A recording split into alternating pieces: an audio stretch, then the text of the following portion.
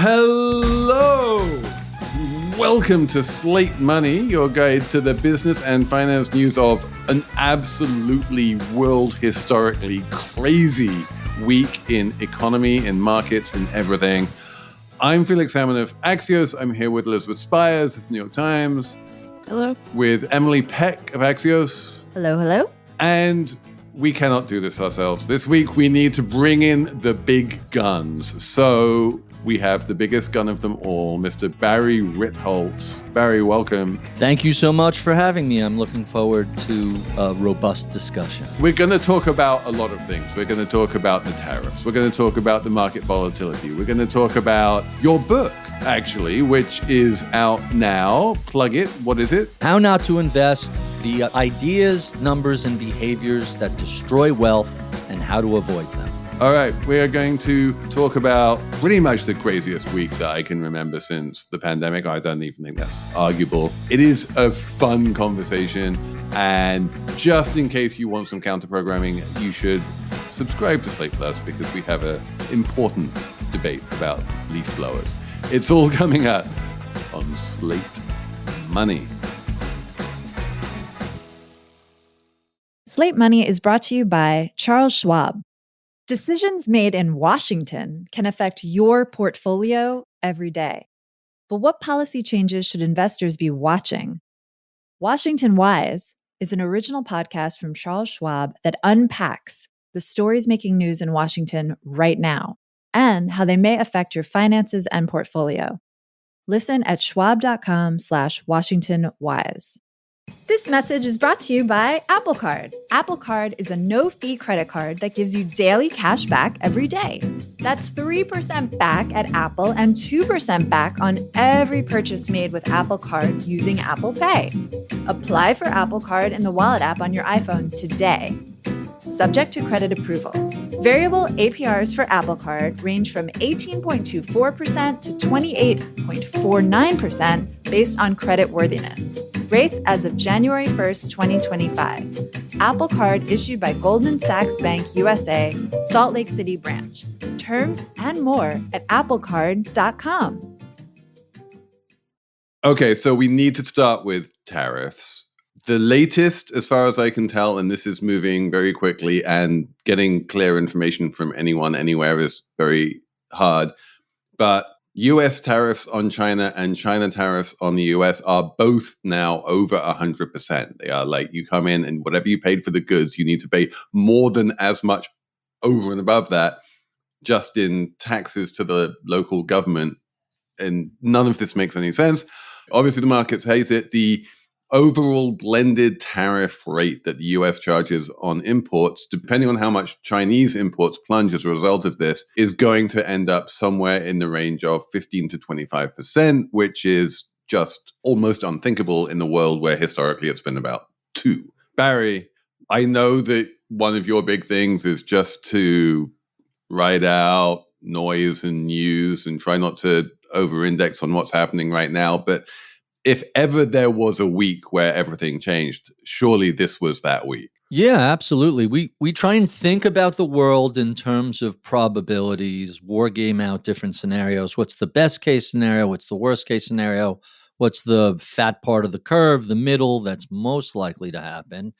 And, you know, when we look at all this mayhem, kind of the best case scenario is, hey, these are negotiating tactics, and take him seriously, but not literally, goes the old expression. And that's if that turns out to be the case, then we'll look back at this the way we look back at the flash crash and some other very short Brexit and what happened with Greece as sort of a short-term blip. The worst case scenario Brexit was not a short-term blip, Barry. Like, Britain is still living through Brexit. I'm talking about as an American, but and specifically the Grexit threat, the Greece issue, the Greece debt crisis. Brexit, we're still dealing with the effects, and certainly the people in the UK have buyer's remorse. Let me just stop you there and ask Emily what you think about this idea of, in the best case possible scenario, let's say that Donald Trump has some kind of come to Jesus moment. There's like an intervention from Scott Bessent and others. And he's like, oh, you know what? Never mind. let's just go back to the status quo ante and get rid of all of the tariffs. Like, even if we managed to go back all the way to where we were, 3 weeks ago, how much permanent damage has been caused? A lot of permanent damage has been caused because trust in the United States has been weakened considerably. Our allies, our closest trading partners, Mexico, Canada, the EU, the UK, we've been mean to them. We've levied tariffs on them. I mean, there is still a 10% minimum. There are these aluminum and steel tariffs too that are going to cost. There's tariffs everywhere.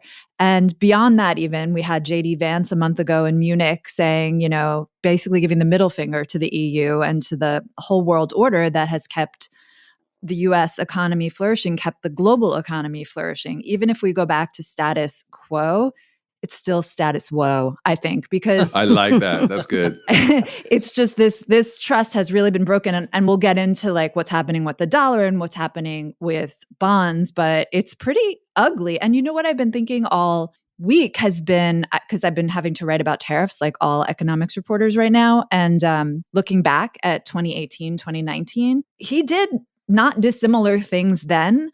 And there was disruption then, some of which we've never recovered from. Like, ask farmers in the Midwest, their market has been reduced by something like 10 percentage points, like billions of dollars in soybeans they don't sell into China anymore because China permanently moved away from them. That had real consequences. There was a manufacturing slump. No one remembers this because COVID happened. All of our memories wiped, But it didn't end well then. It's not going to end well now. There's no going back. There's also some irony to this in that it's probably increasing China's soft power. And given that China was Trump's primary target, it's made China seem like they're a far more reliable trading partner than we are.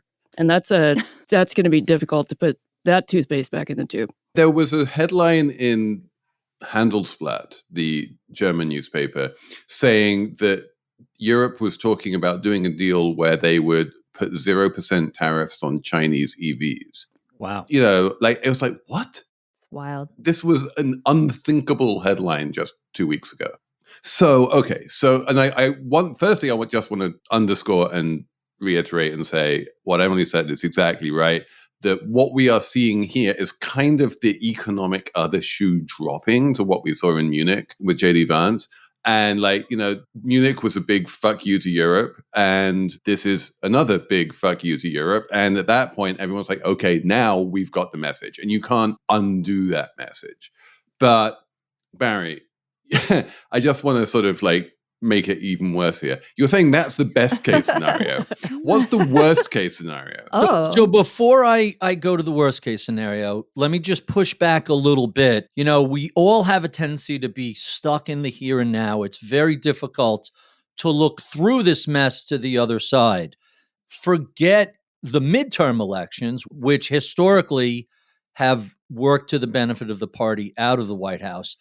You can already see what's happening in the 2028 elections with people and candidates saying, you need to elect somebody that the Europeans and our allies can trust, who can reform Pax Americana, that can bring us back to where we've been and all of the benefits we've enjoyed of the post-war economy, where we were economic, military, and political leaders. So the politics of this, the partisan politics, the next cycle are really fascinating. The worst case scenario is that so much damage is done that exact Pax Americana we're talking about, where the U.S. set up rules for finance and currency and trade and intellectual property and contract law and enforcement, and go down the list, that has made America the wealthiest country in the world. The worst case scenario is Trump has rolled the dice and it comes up snake eyes. And what does that look like? First and foremost, and you see this in the bond market, is all of our outside creditors stop financing us. Second, the exorbitant privilege we enjoy of having the US dollar as the world's reserve currency, the currency that all trade is operated in, goes away. And they put together a basket of the euro and the yen and the won and who knows what else. And so the thing that has helped raise the standard of living around the world, but especially in the United States, when that goes away, just look at post-Empire Britain to see what happens when a great power fumbles its responsibility and ends up just another country on the globe stage. I will tell you what happens as someone, who's vaguely familiar with post-war British history. No, is that there. You wind up basically bust. Britain was effectively bankrupt in the 1970s and kind of needed an IMF bailout. And, we were a third world country. It was a terrible, terrible time. That's the risk. The worst case scenario is all of these amazing advantages that we accrued by not only being the good guys in World War II, but coming to the rescue of democracy in the free world, and then spending billions and billions of dollars to rebuild everything we bombed, from Japan to Germany to Europe, all the soft power, all the goodwill we've accumulated. It's shocking to think about how much damage is being done even in the best case scenario. So I agree with Emily. There's a mark that this is going to leave, even if we manage to put Humpty Dumpty back together again. And I just want to point out that what you are talking about here, Barry, is really important just for isolationist, protectionist Americans as well. Like, you're talking about, well, the politicians are going to want to reclaim America's place in the world. And there are definitely Americans who care about America's place in the world, and there are definitely Americans who don't. But one of the things which I think has gone underappreciated amidst all of the noise here is that for basically more than 50 years, America's greatest export has been debt. We have been able to borrow money at extremely attractive rates because of that exorbitant privilege that you are talking about. And when I say we, I don't just mean the US government, I mean US corporations, US individuals. If you are in the housing market, if you are a corporate, if you are a sovereign, whatever you are, you have had astonishing ability to issue debt into the markets at very attractive rates. You have been able to get lovely returns on that debt. Like, that has been a great investment for you.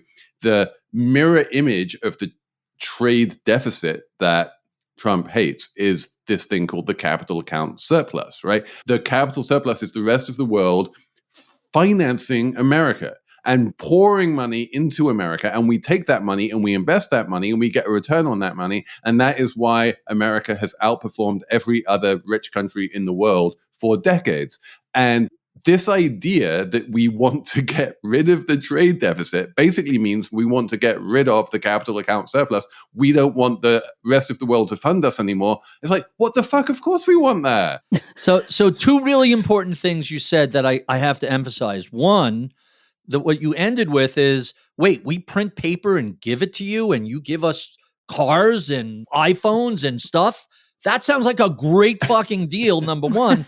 But secondly, and this is really the unspoken tragedy of what we've been witnessing, inflation rates have come down. The past two prints have been great. Bond yields were starting to head lower. Mortgage rates were starting to head lower. And, the frozen housing market, of which there's not only a shortage of homes that we've built, but just too many people with golden mortgage handcuffs that lock them in, so there's no supply. That was all unwinding and getting better. And now I don't want to spoil this with sharing a number, but we've seen yields spike up the most since 1982. The 30-year Treasury practically kissed 5%. That sent mortgage rates back over 7%. And that seems to be very in opposite of what a real estate developer like the president pays attention to. I think that should be making him very nervous. Okay, my Occam's razor theory about this is that Trump is largely economically illiterate. And so when he does this, here we have tariffs and now they're disappearing and then they're back again today. It's because that's what entertainers do, keeping people guessing. And it's just a terrible way to run the economy. What do you think is behind it in his mind? So that's a tough question. Michael Hiltzik at the LA Times today floated, here are the four theories about what's going on. First, we've never had markets swing back and forth based on the whims of one person. At least I can say he is consistent because he has been a fan of tariffs his whole adult life. The most beautiful word in the dictionary, call me tariff man, all that stuff. Maybe we should take him literally, not seriously. But it's kind of hard to see. The rumor was, or I don't even think it's a rumor, I think it's truth. In his first presidency, Jared Kushner went out and said, let me find some economist somewhere that believes tariffs are a good thing. And after going through 99.9% of economists and academic professors and unable to find anybody who would say, no, tariffs are great, they found the one guy. He was under a rock somewhere, and they were like, what is this thing under a rock? He's like, my name is Peter Navarro. It's even dumber than that. Jared was looking for some resources on China because he didn't really know anything about it. And he liked the title of Navarro's book, which was Death to China. And when you think about, listen, I'm not the world's biggest Larry Summer fan, but Summers just said something the other day, and it was just so insightful. He was speaking in the UK, and he said, how many people in the room paid more than $10,000 for tuition? No hands go up. You guys get free tuition. Is that predatory pricing? Is that dumping? No, you've made a choice, and more free tuition, more kids going to college is a great thing. So we get to buy solar from China at a deeply subsidized price, reducing global warming, helping fight climate change. Why is buying stuff at a really low price with our paper that we print? Why is this a bad thing? It seems like it's a good thing if you understand global trade and economics. And the other thing which you need to understand is that every single US government in certainly our lifetimes, and going back significantly longer than that, has been bound by treaty obligations that were signed by previous governments. Like there's this basic sort of rule of law thing going on here, where if the US agrees to do something, then it does it, right? And that is what underlies all of the real fears about things like debt defaults, is because it doesn't matter if the money was borrowed by a Republican or a Democrat. That obligation is an obligation on the sovereign, and the sovereign has to service that debt. And all governments understand this, and all governments understand that when they sign something, it is binding on future government. Trump doesn't even consider himself to be bound by things he himself signed. The US-Mexico-Canada agreement, he just tore that thing up. He's like, I signed it. This is the force of law. You know what? I'm just going to ignore it and tear it up. And no, if you don't consider yourself bound by agreements signed by previous governments, or even agreements signed by yourself, then there is absolutely no reason why anyone should trust the US on anything. And if you don't have that trust, you can't get any financing, you can't get any investment, you can't get any growth. I don't think the Trump you didn't ask me, but Trump voters, I don't want to speak for them, but they're really angry and they don't care. And they just want to burn it down. They want to burn it down. They don't, and they have a point, a little point, which is like the global economy has worked well, but not for a lot of people. We talk about those people all the time, like the lowest earners in the country, people in certain areas of the country. The jobs aren't as good as they once were. It's great you can buy cheap stuff at Walmart, but it's no fun if you're on disability and that's all you can do is buy cheap stuff at Walmart. So people are like, oh, your precious economy that helped you fancy Harvard Ivy League people is going bad. Why would we even care? I'm not quite sure why very rich people feel like that, who have benefited from the global economy. Someone else needs to explain that to me, but I think it has to do with explain that appealing to certain people that are okay. So first, there are two very different issues. One is wealth and income inequality, and the other issue is the vicissitudes of global trade policy. And so hold that aside. There are legitimate problems and they need to be dealt with. But, when a room needs to be repainted, you don't burn the whole house down unless you feel that there's no hope and nothing will ever change. And that's the danger of the sort of performative, extremist, demagogic rhetoric that we've seen over the past 30, 40 years, but nobody is better at it than the current president. And so you end up with very tribal, very partisan thought process. One of the things about the very wealthy, not just dealing with them as clients, but professionally knowing a lot of them, is I was shocked at how 08, 09, when everything froze, radicalized a number of people I knew who were billionaires and centimillionaires. They started buying up farmland in Montana and Maine and like just to get away from the roving murder gangs that were coming.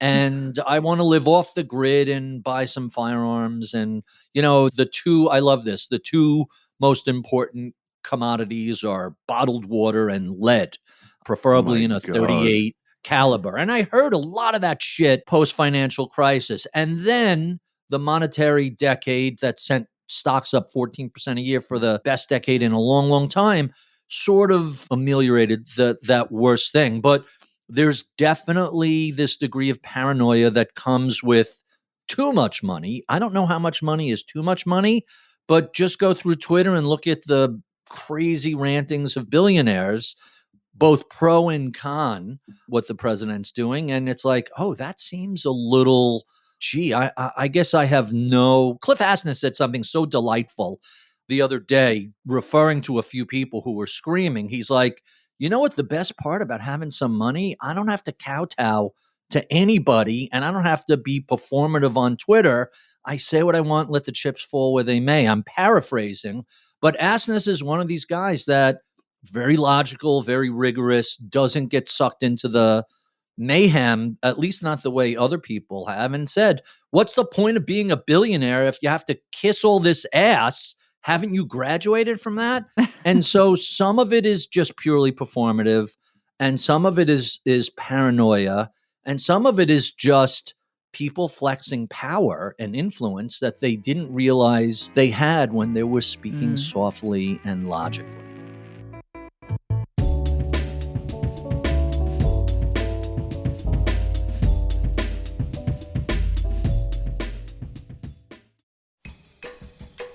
This podcast is brought to you by Progressive Insurance. Do you ever think about switching insurance companies to see if you could save some cash? Progressive makes it easy. Just drop in some details about yourself and see if you're eligible to save money when you bundle your home and auto policies. The process only takes minutes, and it could mean hundreds more in your pocket. Visit progressive.com after this episode to see if you could save. Progressive Casualty Insurance Company and Affiliates. Potential savings will vary. Not available in all states. This episode of Slate Money is sponsored by NetSuite. We really, right now have no idea what the future holds for business. Nothing has ever been less certain than it is right now. And the crystal ball, I hate to break this to you, is not coming anytime soon. So until then, over 41,000 businesses have future-proofed their business with NetSuite by Oracle. It's the #1 cloud ERP. It brings accounting, financial management, inventory, and HR into one fluid platform with one unified business management suite. There's one source of truth giving you the visibility and control you need to make quick decisions. With real-time insights and forecasting, you're peering into the future with actionable data. When you're closing the books in days, not weeks, you're spending less time looking backwards and more time on what's next. Whether your company is earning millions or even hundreds of millions, NetSuite helps you respond to immediate challenges and seize your biggest opportunities. And speaking of opportunity, you can download the CFO's Guide to AI and Machine Learning at netsuite.com/money. The guide is free to you at netsuite.com/money. That's netsuite.com/money. Barry, can I use this opportunity to segue into markets? Because we do need to cover markets. And you just mentioned Cliff Asness, who is a quant trader. And what we have seen in the stock market, and I want to get to the important markets in a minute, but let's start with the one which isn't important, which is the stock market. What we have seen in the stock market is absolutely ludicrously insane degrees of volatility. And I just want to run down this list that I threw into Axios Markets on Friday, because it's worth just going down the list. Thursday, April 3 was the first day after the tariffs were announced. We had a 5% loss in the stock market. That was the quietest day in the stock market that we've had since then. The following day, there was a 6% drop. The following day, there was like this reverse flash crash where stocks went up 8.5% on this headline from Kevin Hassett that was false but turned out to be true. The following day, they went down 6.8%. The following day, they went up 9.5%. The following day, they went down 6.3%. This is super, super insane volatility like we only see in periods of extreme crisis. And as your book quite reasonably says, like, it's a very good idea in general to tune out volatility. But since you mentioned Cliff and since you mentioned like the quant trades, my question for you is like, how much of this is kind of algorithms are going to algorithm? So I think two things are happening with the wild market volatility. The first, and I think this is to reference back to Occam's razor, nobody expected this sort of wild, over-the-top tariffs. And so what the market was saying, right, and I'm always cautious about reading my own narrative with hindsight bias, but I think it's a pretty fair statement to say markets expected a certain degree of corporate revenue and profits, a certain degree of economic activity, and they thought there would be some tariffs, but modest and a negotiating tool. 47 was basically doing what 45 had done in his prior term. But suddenly the market says, oh shit, this is serious. There goes 1.5%, 2% of GDP. Consumer spending, anything that goes up in price means they have that much less discretionary cash to spend. Businesses are freezing. Hey, how can we build a factory? How can we hire people if we don't know what the hell the tariffs are going to be, the import costs are going to be? So everybody kind of froze. The market sell-off was saying, we are now expecting lower economic activity, lower, and you see it in oil prices, lower consumption and much lower revenue and prices. So that kind of makes sense. The thing that I think is kind of fascinating is the largest one-day gain on the NASDAQ. You mentioned we closed the day, last Wednesday, plus 12.5% on the NASDAQ. The previous biggest one-day percentage gain for the QQQs, the NASDAQ 100, was January 3rd, 2001. It was over 14%. And think back to January 2001, there was still a long way to go before we got to March 03 and the ultimate bottom was made. But since I brought up Greece and the European debt crisis, go back to 2011, minus 4.8%, flat, minus 6.7, plus 4.7, minus 4.4, plus 4.6, plus half a point, plus 2.2, minus 1, plus 0.1, minus 4.5. Ben Carlson pulled those numbers. When you see that sort of up and down craziness, it's telling you that there is some new information that the market hasn't digested yet. The collective expectation of future revenue and profits hasn't been reflected in price, and this surprise is really problematic. Last thought on this. Think about how the Fed communicates with the market. Hey, in a couple of months, we're going to be raising rates. Hey, next month, we're probably going to be raising rates. Hey, the data series we look at are this, this, and this. We prefer PCE to CPI, but here's what we're looking at. Hey, this is the week we're raising rates. They hold their meeting. They have a press conference. Here's why we raise rates. The transcript gets released, a month or two later, right? Transparent, functional, communicative, professional.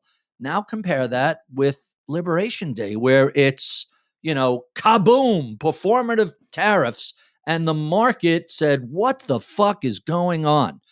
Just look at the difference between the White House communications and the Fed communications to understand why we're seeing this insane volatility spike. If this would have not been big-footed, had we sort of eased into it, and even if you disagree with the tariff, the way they were implemented was just so heavy-handed and, just so amateurish, and the market is showing you why. There's this book that came out in 2020, and we were all a little bit distracted in 2020, and I think it kind of didn't get quite the recognition that it deserved.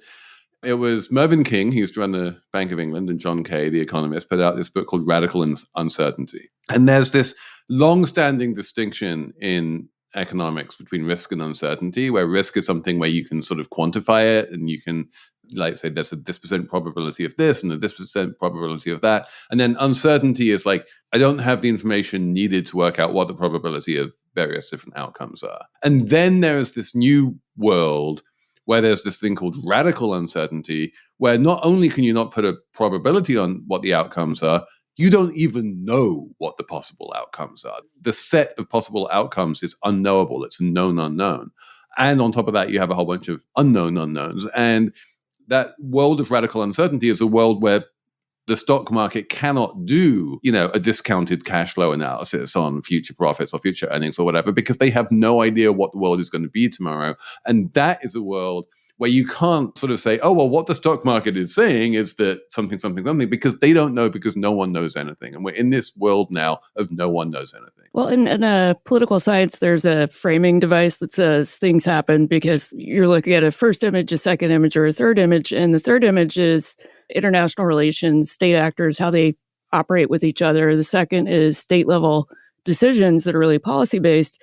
And the first image is always just an individual. And in most policy analysis, the individual explanation is the least significant one. But I think we are in a totally different environment now that goes back to what Barry was saying about the one guy problem. Right. One guy. How do you deal with the whims of a single person? Consumer sentiment, CapEx surveys, CFO surveys, they're meaningless. We used to do that to get a sense of a soft measure of the economic feelings, vibes in the country.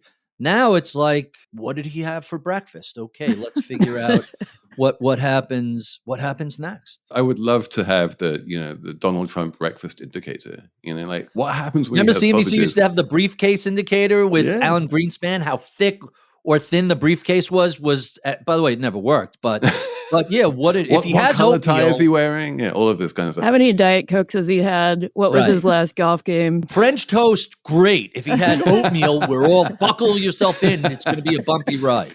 But Barry, let's get on to the really meaty markets, the one that matters. Let me ask you, what matters more, the dollar or the bond market? Well, they're so tightly interrelated, it's hard to pick one or the other. Normally, the famous James Carville quote about the bond market, normally the bond market is the adult supervision, right? There used to be things known as bond vigilantes, and when they were unhappy with the government policy, they would let you know and rates would go higher. Right now, we have taken for granted the dollar as the reserve currency, and that's a mistake to do. I suspect a big part of the bond sell-off, and remember, yields and bonds move inversely. When you sell bonds, the yield moves up. I think a big part of what we've been seeing has been repatriation of capital that was in dollars back into home country currency, right? So you don't even need the Chinese to sell their bonds. They just have to not buy bonds, and that is going to send yields higher. But what we've seen when you have stocks sell off, historically, money rotates into the, riskless trade of U.S. Treasuries. When you see stocks and bonds selling off, and we're not seeing the Fed raising rates, so just in a non-rate rising regime, when they both sell off, that tells me people are bringing their cash home. They're selling dollars by selling bonds and stocks and taking their yen, euro, yuan, and what else back home in their own currency. Sorry to be a bummer. I mean, I think we've been bumming this whole there's not a lot of like rays of sunshine in this week's podcast. I apologize for that. But yeah, so I think, Barry, like, there is a weird paradox here, right? Which is that we have a flight to quality, but there's no quality anywhere. It's a flight to safety, but we're not getting the flight to safety. There's a flight to safety. There's no safety in treasury bonds. There's no safety in the dollar. But then if you're taking your dollars out and putting it into, I don't know, the Japanese market, that's going down as well. Everything everywhere is going down. What we are really seeing is just risk premiums on every single asset on the planet going up, which means that the value that every single asset on the planet has been repriced with a higher risk premium, and therefore it's worth less today.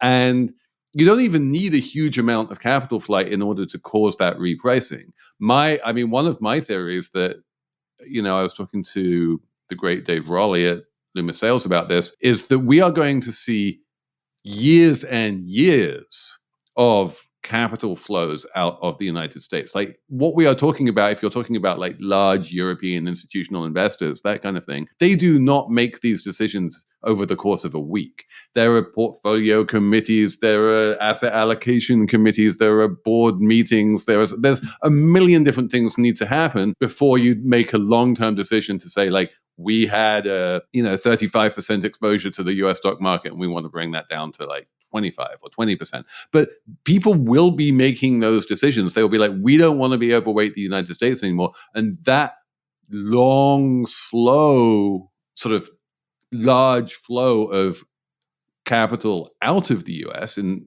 contradistinction to the flow of capital into the US that we've considered to be completely normal for the past 80 years. What we are seeing in the dollar right now could just be the beginning of a very long and much, much bigger trend. And the dollar could be much, much weaker over time. That's the worst case scenario.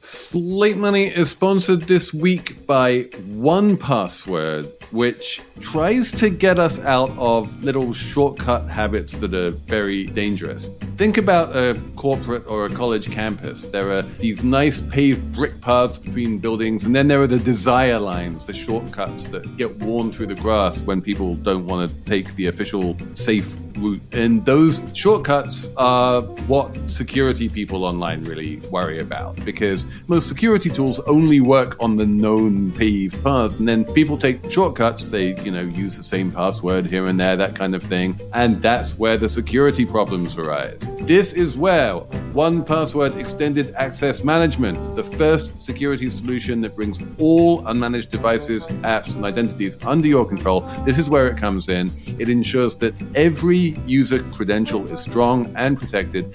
Every device is known and healthy.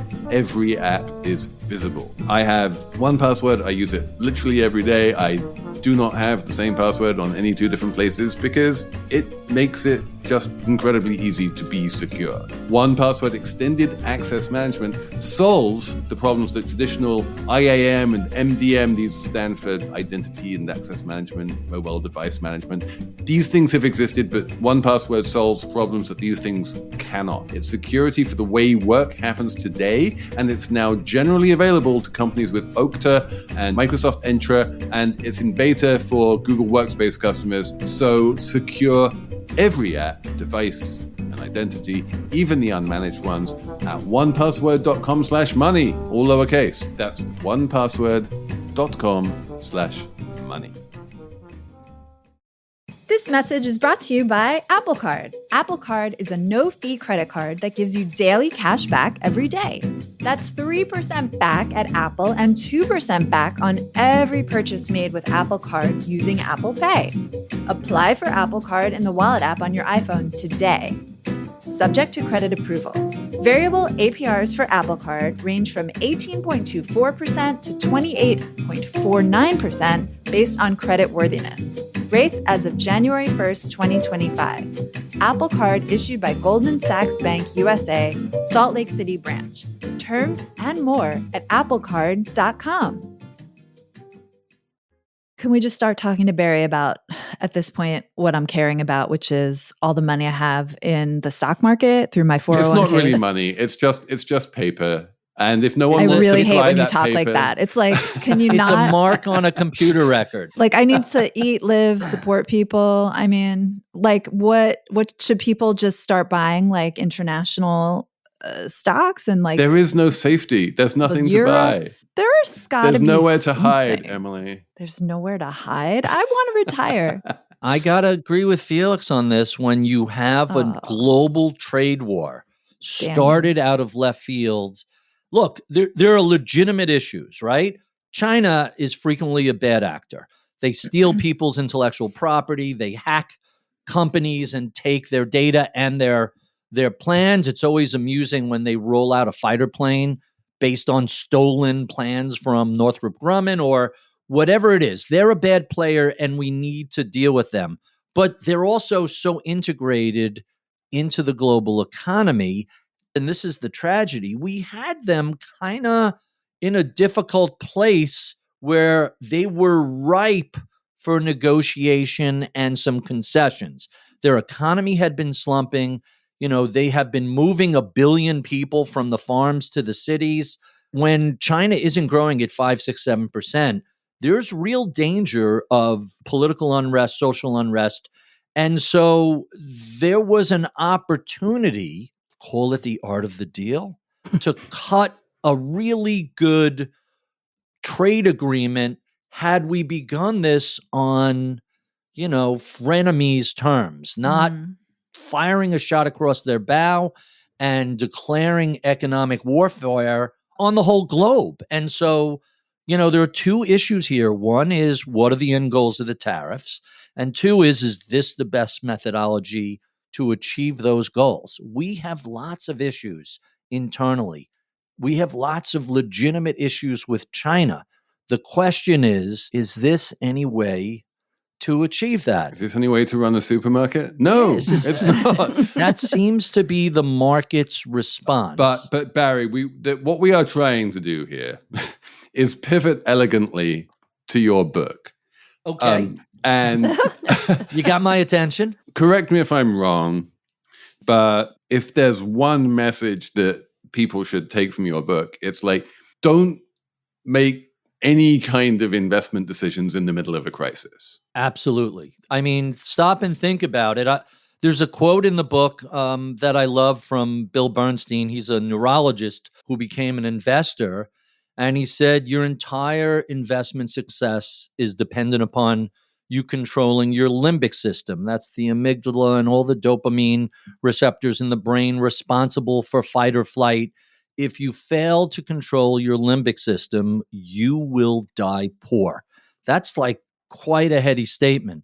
And so when the market's down 5, 6, 7% a few days in a row, when it's up 12% in a day, that gets our fight or flight response really stimulated. And I can tell you that just if you listen to the last 35 minutes of this podcast, like our limbic systems are on fire right now. Our hair is on fire right now. And it is totally rational and reasonable for our hair to be on fire. And we have all the reasons in the world for our hair to be on fire, but you just need to have a little bit of awareness that your hair is on fire. And when your hair is on fire, it's a really bad time to make decisions. The subtext to don't make emotional decisions, the rational, intelligent part is, and bring a lot of humility to the table, because as the first part of the book discusses, nobody knows what's going to happen. It's obvious no one anticipated what Trump was going to do with tariffs, despite him talking about it for 40 years. Told everyone. We were still surprised. And stop and think about how much of what we listen to, watch, read is just rank speculation, opinion, just the worst sort of, I don't know what's going to happen, but here's what I think is going on. How about stop pontificating and just say, we don't know what's going to happen. And so in order to survive this, you need a portfolio. I don't want to put on my advisor hat, but your portfolio has to be robust enough to survive this sort of nonsense, or Brexit and Grexit, or even the financial crisis. And that means being diversified, owning the world, even when the entire world feels like it's going down the crapper. To be fair, the U.S. is getting shellacked. Europe looks not so bad by comparison, especially after underperforming, for the past 5, 10 years. So when you think about, I like to say the time to read the instructions on the seat back in front of you is on the tarmac when you're waiting for your time to take off. At 30,000 feet and the left engine is flamed out, that's probably not the best time to try and make a calm, rational decision. And I'll just add that we are at the end of a very long bull market. Everyone has been talking about how stretched valuations have been in the United States for a while, especially in the stock market. And prices, valuations were high a year ago, And valuations today are basically where they were a year ago. So, like, on the one hand, that means they have further to fall. But on the other hand, that means you're still actually not poor compared to That's like where you exactly should be. right. Also, everything is happening in our minds, right? Like we're all sitting in our homes with our nice backgrounds. You know, we had our nice coffees this morning. That was expensive coffee, but it was Expensive, worth it. but worth it. We'll have lovely weekends, I'm sure. Yep. I'm sure you have nice travel plans coming up, as one does. Like we have our families and our loved ones still employed at the moment. It's not that bad, right? I mean, it's just there's a lot of bad news, a lot of panic, a lot of, as you said, paper wealth disappearing every minute of the day. It really makes you nervous, but I would say it's not that bad for us, but if you were planning on retiring in the next couple of years. That's the biggest challenge. yeah, that's different. I heard Barry on Marketplace this morning saying, like, if you're going to retire in the next like 6 months or next month, you are in a bad place. This is the one place where Emily and Elizabeth and Barry all think one thing, and I am on the other side of this. But Yeah, let's get into this. should we Felix. do a little Yeah. a little nerdy detour into Sure. into retirement math? Especially if it's 3 against 1. Let's do it. And the idea of it really matters where the markets are on the day you retire rather than like 2 years previously or 2 years subsequently. 100%. This is what you believe, and this is what Emily believes. And I'm not sure I believe this. And the reason I don't believe this is that I don't think that the day you retire is a particularly important day. I think that the day you retire is, sure, it's the day that you stop paying into your retirement accounts and they start, becoming a source of income rather than just a sort of future spending. But, you're taking out 0.3% perhaps of your retirement account each month to, spend money. And you have the other 99.7% that is sensibly invested in a diversified portfolio of yada, yada, yada. And 99.7% of a diversified portfolio is still basically the same thing. And it will just keep on doing that. And when the portfolio is high, you feel a bit richer and maybe you take out a bit more. In nominal terms, when it goes down, you feel a bit poorer and maybe you take out a little bit less. But ultimately, you are, you have this money and you can spend it. And I don't think it makes a huge difference like, oh, if you retire right now, this would be bad. But I know everyone disagrees with me on this one. Barry has numbers, I think. Yeah, this is called the sequence of returns problem. And you could just, Felix, map this out on an Excel spreadsheet and you'll see the impact. Plus 10%, minus 10%, plus 7%, minus 2%. Like just randomly pick a bunch of years and then put them in different orders. And there's a huge difference if in your first year, you're like 2024, plus 25%, because remember, as you draw money down, that money doesn't compound. And, Bill Sharp is called, Nobel laureate Bill Sharp is called this the thorniest problem in all of finance. 4% is what we use as a rule of thumb, but is that really the right number? If inflation is high, if the markets are low, if all these factors happen, it affects your standard of living because A, you're taking less money, but B, the market down 15% and you take out 3 or 4% that year. So now it's not just 4%, it's 4% from down 15% that never has the ability to compound. But just run the numbers or Google it, you'll see sequence of returns. Oh, I buy the math. I buy the arithmetic. I'm not quibbling with the arithmetic. I'm just quibbling with this idea that by convention, year one is the year you retire. Why is year one not 5 years before the year you retire or 5 years after? Because you start drawing down. That's number one. And number two, the other caveat to this is longevity. It's not merely, all right, I'm taking 0.3% a month instead of 0.4% a month or whatever the numbers are. It's, hey, if I have a few $1 million and I retire at 65 and my parents live to their 80s or 90s, hey, I have a 25, 30-year horizon. And if the first couple of years of my retirement are 2000, 2001, 2002, there's a genuine chance that I'm going to outlive my money.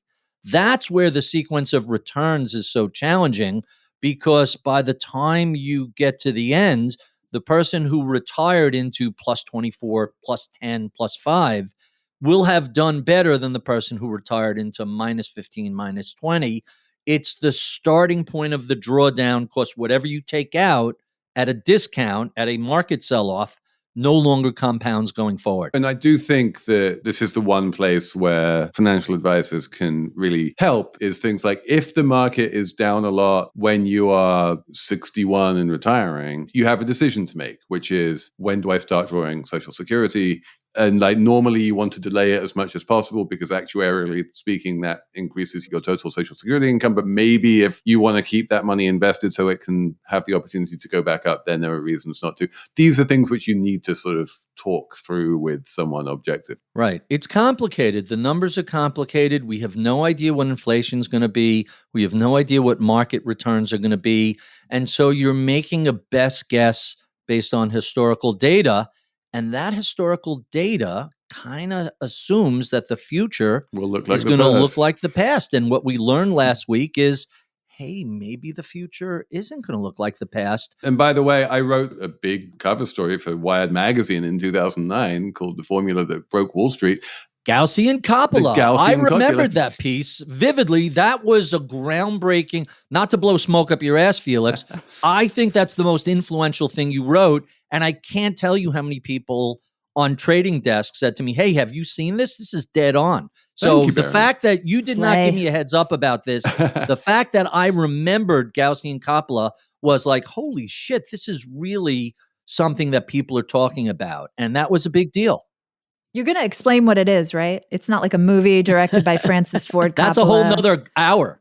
Well, so no, I'm not going to explain what the Gaussian copula function is. But what I will say is that the big, deep intuition behind the Gaussian copula, which was this formula that blew up Wall Street, was precisely this assumption that the future will resemble the past. And what happened? We wound up in a world where house prices across America all went down at the same time, which had never happened in the history of America. The future did not resemble the past. It was completely different. The Great Depression is the only analog you can come up with. And everyone blew up. And so, yeah, you cannot assume that the future will resemble the past. But as a working assumption, it's kind of the best we've got. You know, the quote in the book that I love comes from Paul Graham, and I'm actually going to pull it up because I don't want to mangle it. But when he talks about experts, one of the things that is so fascinating is experts are experts in the way the world used to be. And if you think about it, if you think about that line, anybody who's talking about the future, anybody who's talking about the markets, anybody who's talking about all these things, it's because they developed a previous expertise in a previous world. And you have to be really cautious when you extrapolate that expertise forward. We've seen that from a bunch of people over the past couple of years. And it really is how people get into trouble. Again, back to the idea, we all need to be a little more humble and have a little more humility about how we think about the future. Wall Street in particular, which is such a, fake it till you make it kind of place. When they used to do training programs, you would join a big house. The first week was modern portfolio theory and asset allocation. And the next 51 weeks was sales training. Here's how to close. I just saw Glenn Ross. Here's how to close the good leads. And here's how to project confidence and all this stuff. So you end up with this false bravado that just permeates the whole industry. And you really need to kind of say, there's a lot of stuff I don't know, and I need to be aware of my blind spots and understand exactly how little I know about the future. P.S. This goes back to Socrates and Aristotle. None of this is new. The only thing I know is that I know nothing. That's 3,000 years old. Can I say, even though I would agree that I know nothing, I do feel like the past does explain the present, because we can go back to 2020. We can look at what happened to the economy in 2020, and we could say, maybe that wasn't a goof. Maybe there's a commonality running through the story here that people gave someone a pass for, that maybe we should have paid more attention to in the past election. I'm just saying, the last time unemployment was really high, the last time the treasury markets went nuts was the last time we had President Trump in office. I'm not blaming President Trump for the pandemic. I'm just saying maybe we have a precedent. Coincidentally, the same people are in charge. I have my own personal theory that we might actually not have had the pandemic if Hillary Clinton had been president, but that is a whole other theory. At the very least, you could say we might have had a better outcome response. if we were more serious about prevention and vaccines and less focused on bleach and ivermectin. Let me ask you about the one thing that really has changed out of all recognition in the past 5 years, which is the behavior of individual investors. That you and I are both old enough to remember when people like Carl Richards would come out and talk about the behavior gap and say, like, the biggest mistake that individual investors make is that when stock markets plunge, they panic and sell. And now we are living in a world where individual investors, whenever stock markets plunge, they pour in and buy aggressively with huge amounts of money. And if you look at the data from Fidelity and Wealthfront and Interactive Brokers and all of these places, the individual investors are, every time it goes down, they just buy and they buy everything in sight. And no one is panicking and no one is selling. It seems to me to be a very different reaction function than we are historically used to. And I'm interested in what you make of it. So I'm a little older than you. I have a little more gray hair than you. So I have a vivid recollection of not just the pandemic, but the financial crisis and the dot-com implosion. And I even remember 87. I was in grad school and seeing how that year played out. And so a lot of this is simply muscle memory and recency effect. When you are rewarded for buying the dip, and let's be blunt, since March 09, it's over 15 years, every time you BTFD'd, you were rewarded for it. Sometimes it took a few months, but usually it was pretty quickly. When you look at the market sell-off and from October 07 into March 09, it took a while for people to realize, oh, this isn't working anymore, and to break that habit, especially in 2000. If you look at how wild and volatile the markets were 2000, 01, 02, right up to the launch of the Iraq war in 03, like that buy the fucking dip worked great until it stopped. And so until people get spanked, until their muscle memory is broken and, oh, this doesn't work? Hey, it's been working for 15 years. Why are we going to stop now? Well, down 10, 15%, it feels like it's still working. Down 25, 30%. Those dip buyers are, with very few exceptions, are going to go away.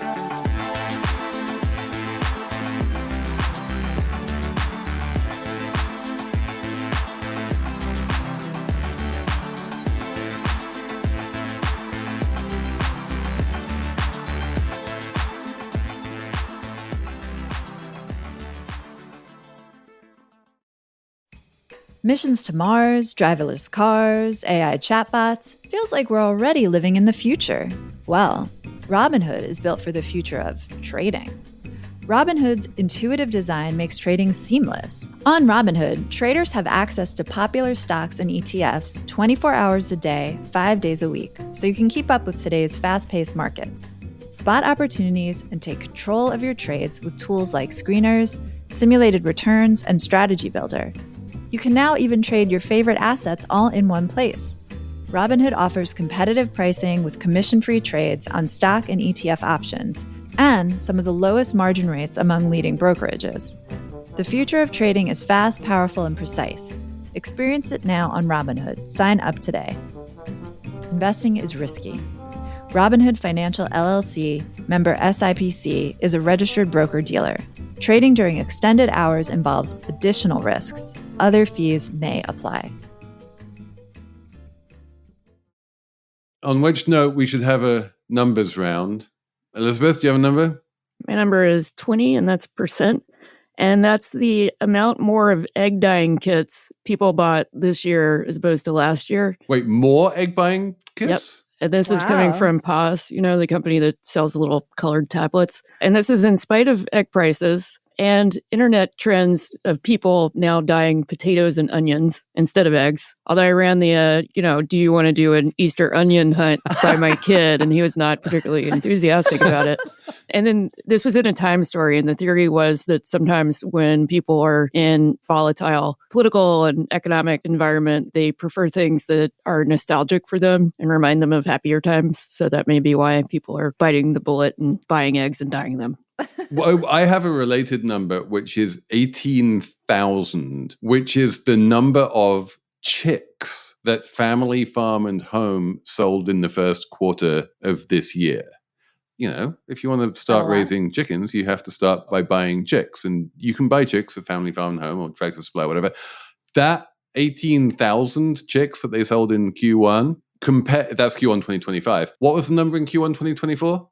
1,700. They went up like a tariff. I live in a tony suburban neighborhood, and not 5 blocks from my house, there is a sign, eggs for sale. People are literally raising chickens to sell their eggs. I am thrilled. I can't hear their early morning. As long as they don't have a rooster, it's fine. Emily, what's your number? 80%. 80% of Chinese film box office revenue now comes from domestic Chinese movies, and that's up from 60% before 2020. I didn't realize this, but the Chinese movie industry is going strong domestically. I remember back in the day, like Titanic was really big in China, and even more recently, Marvel Endgame just raked in cash from China, but that's no longer as big of a thing. They have their own industry. They crank out their own blockbusters. They have like a $2 billion movie now that people are going to see that I can't pronounce the name of, so I'm not going to try. I just became interested in this because, as part of the trade war, China is, putting more limits on American films in Hollywood, and it's been really bad for Hollywood. Like our poor Hollywood is not doing very well. Those actors making $20 million a movie, they might have to cut that to like $18 million. There's a lot of other people working on the movies, but I think ultimately it'll be good for the movies because when China was a major market, and it's still a major market, but when it was really big, like there would be a lot of movies made and they would sort of soften them politically to make them work in China. So maybe this is like going to make movies better. The politics of the Top Gun movie was so vague because they needed to make sure they could sell it into every single market. Yes. So maybe that trend is falling by the wayside thanks to the end of globalization. So Barry, what is your number? So I pulled 3 numbers. We already talked about treasury yields. We already talked about one-day gains in NASDAQ. That leaves me with 31%, and I apologize for talking my book. We encourage you to talk your book. Okay, so there's a study I discuss in the book.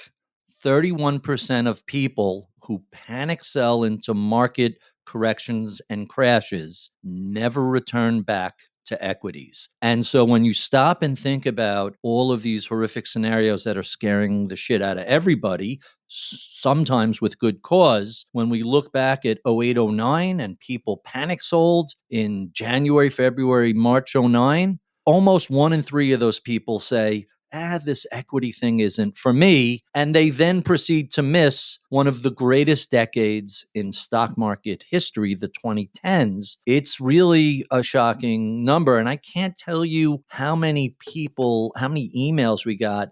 Hey, I followed you out of equities in 08, but when you jump back in 09, I thought you were crazy. And now it's 2012, 2013, 2014. I don't know what to do. And the answer is you have to scale in emotionally as opposed to just, it's better mathematically to lump sum buy 2 out of 3 times. The lump sum is the winner, but people just get panicked out. They can't admit error and they just damage their long-term retirement prospects, portfolio prospects. It's a shocking academic data point. Barry, we are going to have you back and start talking about some real talk about who should be investing in the market, who should not be investing in the market, and all of that kind of stuff. But not this week, because we have to talk about leaf blowers. That is going to be in the Slate Plus. So this is it for the main show. This has been spectacular. Thanks so much, Barry Ritholtz, for coming on. Thanks to Merritt Jacob and Ben Richmond and Cheyna Roth and Jessamine, Molli, and the whole Slate crew for putting this thing together. And we will be back next week with even more Slate money.